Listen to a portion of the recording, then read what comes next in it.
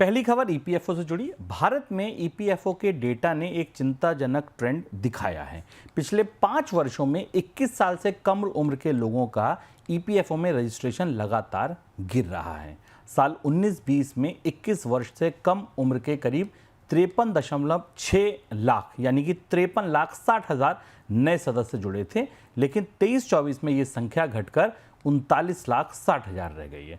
इस गिरावट के पीछे स्किल गैप और नई नौकरियों में कमी मानी जा रही है। सर, क्या तस्वीर बनती दिख रही है ईपीएफओ के इन ताजा आंकड़ों को कैसे समझा जाए? हाँ शुभम, ये खबर महत्वपूर्ण है और एक लंबे वीकेंड के बाद हम मिल रहे हैं बोनस पॉइंट में 3 दिन की छुट्टियों के बाद।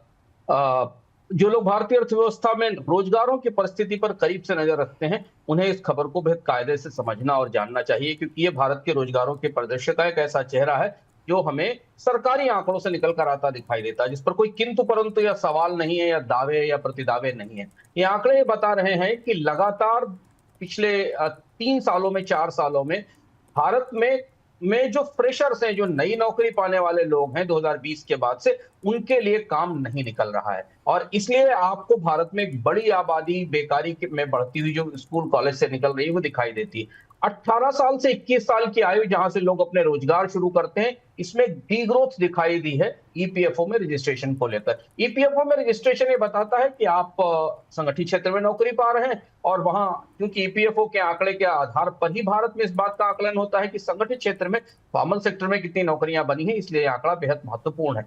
22 से 25 साल के एज ग्रुप में करीब 7% की बढ़ोतरी दिखी है। 26 से 28 साल वाले में करीब 9% है।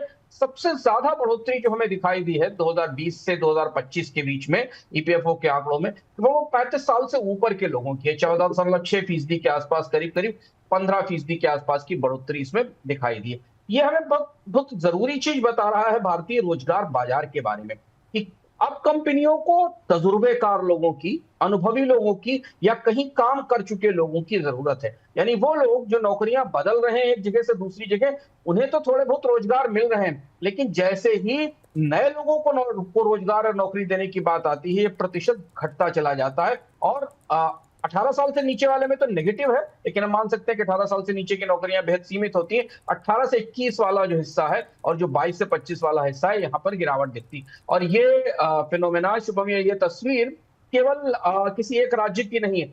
जो 4-5 प्रमुख राज्यों के आंकड़े हमें मिलते हैं ईपीएफओ में, जहां सबसे ज्यादा उद्योग हैं, जहां सबसे ज्यादा नौकरियां हैं, सेवाएं हैं, तमिलनाडु, महाराष्ट्र, गुजरात, हरियाणा और कर्नाटक, सब में क्रॉस द बोर्ड सबसे सारे के सारे राज्यों में युवा लोगों के, फ्रेशर्स लोगों के लिए नौकरियां नहीं निकल रही हैं। जो भी नौकरियां निकली हैं या जिन लोगों ने ईपीएफओ में अपने को रजिस्टर कराया है फॉर्मल सेक्टर में, उसमें अधिकांश लोग मैच्योर्ड हैं या अनुभवी लोग हैं। ये भारतीय रोजगार का बड़ा चिंताजनक पहलू है कि नए लोग जो स्कूल कॉलेज से पढ़कर निकल रहे हैं, उनके लिए नौकरियां ही उपलब्ध नहीं है। और संगठित क्षेत्र में जहां ये कहा जाता है कि रोजगार लगातार बढ़ते जा रहे हैं, वहां की तस्वीर है।